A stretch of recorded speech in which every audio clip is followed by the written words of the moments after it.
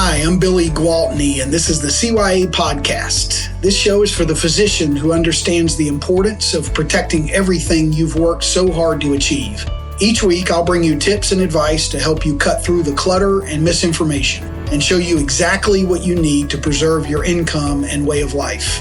If you're ready to achieve the peace of mind that only financial security can bring, let's get started.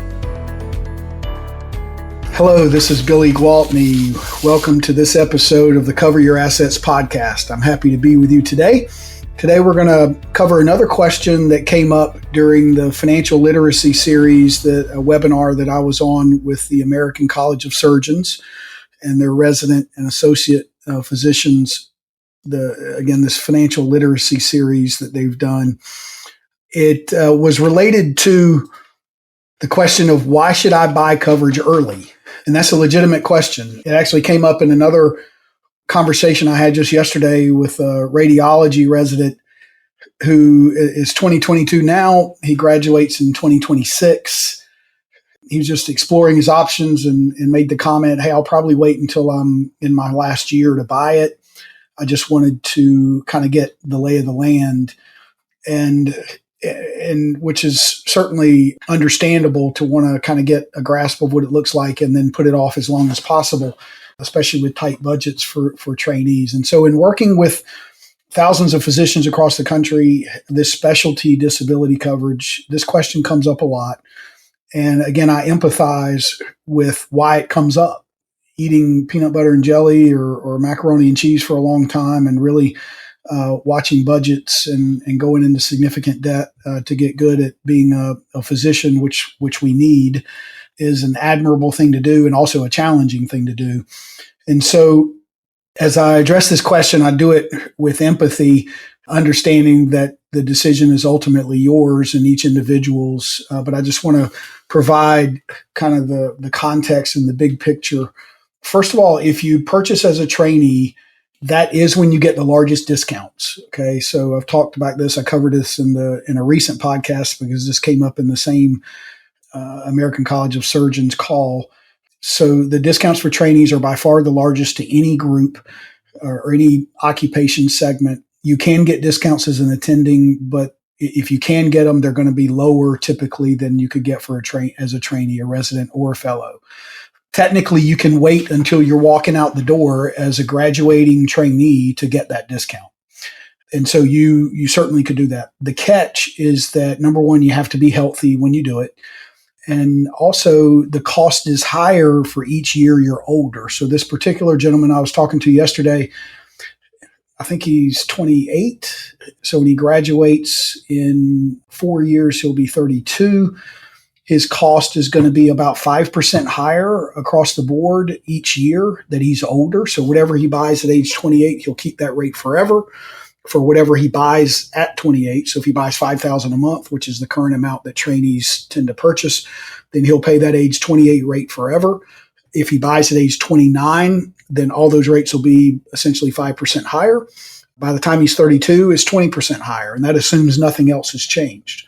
But we all know that things change. Discounts go away. Sometimes they could be higher, but the discounts right now are really significant. They could get bigger. It'd be difficult to see a discount above 30 or 40%, but it's certainly possible. A lot of times those tend to go down. Those companies that have those larger discounts usually get enough of that business, and then they'll kind of dial back the discount.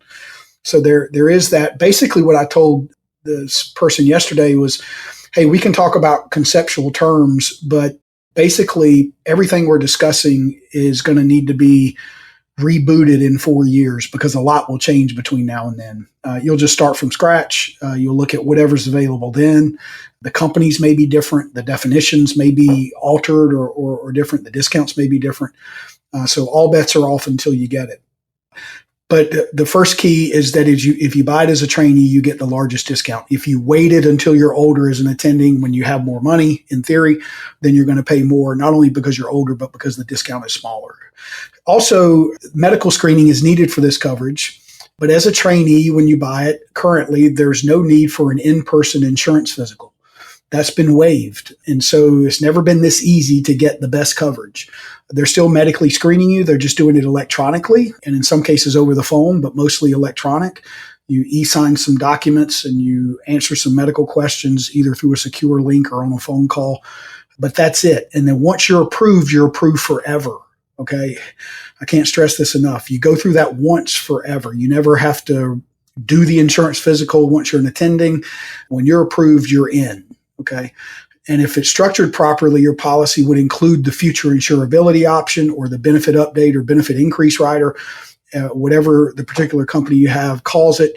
And so when you go to increase as an attending, you're going to get that trainee discount on the increase and you don't have to answer any additional medical questions ever. Okay. So for this person, I was talking to him yesterday and I said, hey, yes, you've got 4 years. Just so you know, a lot can happen in 4 years. You can tweak a back. You can get a knee fixed. You may have headaches. You can get counseling. There are any number of things that can happen that can make that medical screening process more complicated. It doesn't mean you can't get coverage. Okay. I'm not saying the sky is falling. I'm just saying that it doesn't take a whole lot to all of a sudden have exclusions on your policy that didn't have to be there. If you go get your back looked at, if you go to physical therapy for a shoulder or wrist and you're a surgeon, that wrist is going to be excluded, at least initially. I mean, there are a number of things that if you get your coverage after those events happen, they're going to be excluded as pre-existing conditions. But if you do it before those things come up, then you're in and you're good. And if those things do come up, they have to cover those if they become disabling. And so I told this guy yesterday, this radiologist I was talking to, I said, hey, the time to get the insurance is when you think you need it the least.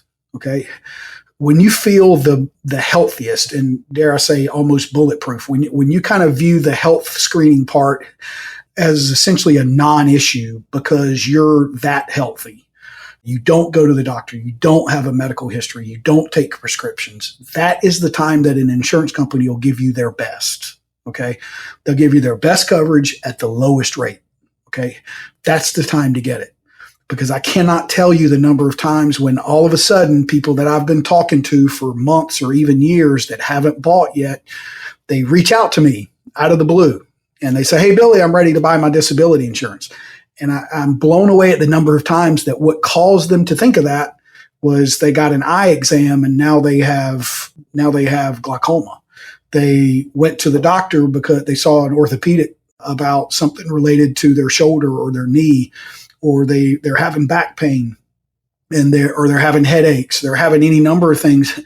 And those things are now likely going to be excluded. I've had situations where they come to me and they can't get anything because they're about to go into surgery for something and they wanted to get coverage before they had the surgery, thinking that would be that insurance companies would do that. For this best coverage, they don't do that. And so if you've been triggered to get coverage because of an event has happened, by all means pursue it. Okay. I'd be happy to help you and walk you through that, but just be ready for those things that cause you to pursue it to be things that might be excluded or they're just going to be things you have to navigate through. Okay. A good broker would be able to help you do that. They're experienced at it. We know these underwriters and we push them to give the best offer. But just so you know that the goal to get this or the time to get this is when everything's clean. If you do purchase as an attending, you can get access to potential discounts. Again, they're very likely going to be lower and perhaps significantly lower than what trainee discounts would be.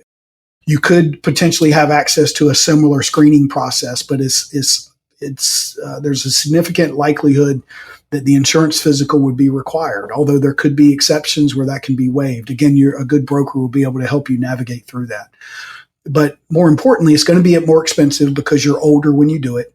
And I think the biggest thing to consider is that by the time we're in our mid-30s or late 30s, we may have more things that are on our chart than we do when we're in our late 20s. That's not always the case, okay? So you can certainly kick the can down the road and deal with it as late as possible. We have plenty of clients that come on board right when they're walking out the door and they've rolled the dice and they've won, okay? But we have others that do it and they won in terms of being able to get coverage, but they have some exclusions that they otherwise would not have had to have. One other thing I discussed with this radiologist was there's no law that says you have to start at $5,000 a month of coverage as a trainee. You could start lower. You could start at $2,500. You can start at an amount that will allow you to check every box that you're trying to check for getting it when you're young and healthy, but just at a lower cost. Now, obviously, the downside is that if you're disabled while in training and you have a $2,500 a month policy instead of $5,000, then you're going to get less of a benefit payment.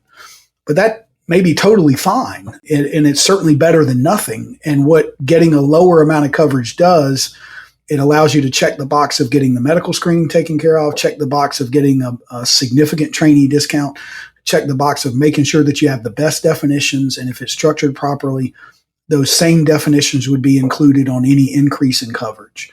And then you're covered in the meantime. So don't throw the baby out with the bathwater and say, hey, if I can't get the full $5,000 because I can't afford, $150 a month, that doesn't mean you might be able to afford $60 or $75 a month and start at a lower amount and still get the bulk of what you're trying to get accomplished.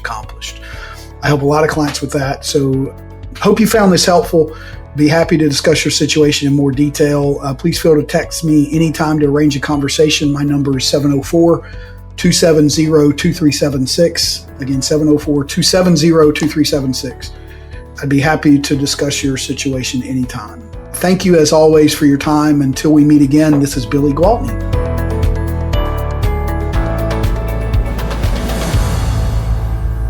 This is thepodcastfactory.com.